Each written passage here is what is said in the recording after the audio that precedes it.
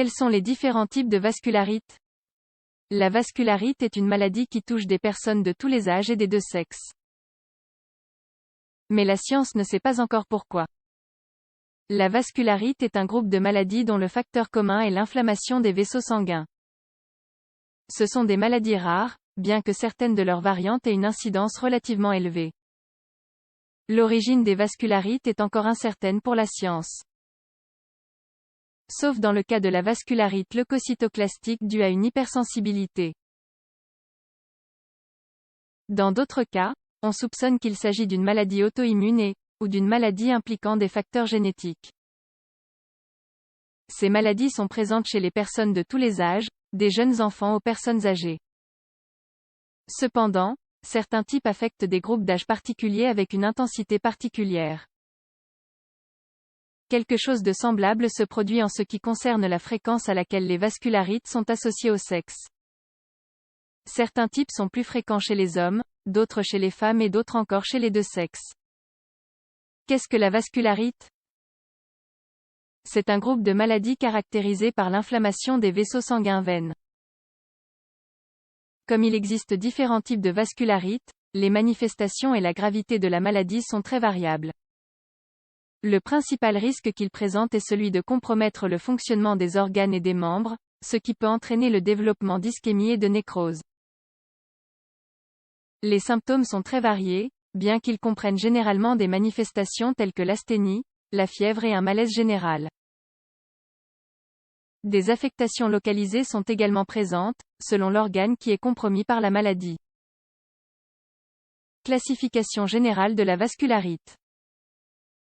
La classification générale des vascularites se base sur les mécanismes qui la produisent. Il existe 4 grands sous-groupes, qui sont Type I, vascularite allergique ou anaphylactique. Il s'agit d'une réaction extrême à un médicament, à une substance étrangère ou à une infection type 2, cytotoxique ou cytolytique.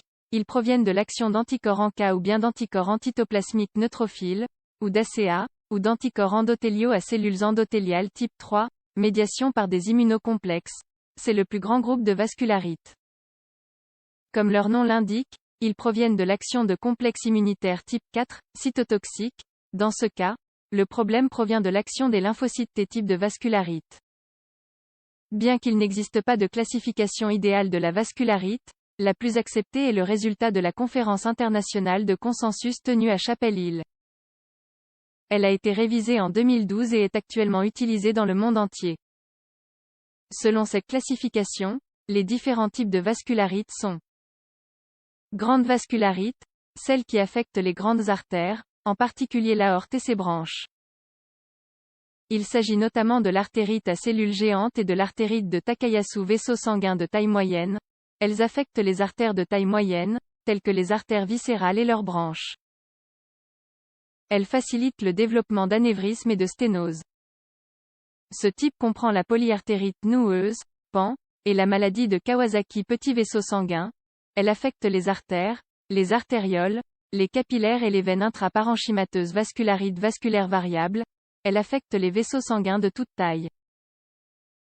Elle inclut la maladie de Behçet et le syndrome de Cogan vascularite à un seul organe, VSO, dans les artères ou les veines de toute taille, mais n'affectant qu'un organe spécifique. Autres informations importantes. Certains types de vascularite sont plus fréquents selon l'âge. La maladie de Kawasaki survient le plus souvent chez les enfants et les adolescents.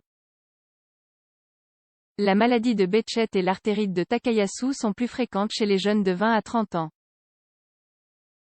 La polyartérite noueuse, PAN, la polyartérite microscopique, PAM, la vascularite granulomateuse et allergique de Churg-Strauss, la vascularite du système nerveux central primaire, la maladie de Buerger et la maladie de Wegener sont beaucoup plus courantes chez les adultes de 40 à 60 ans.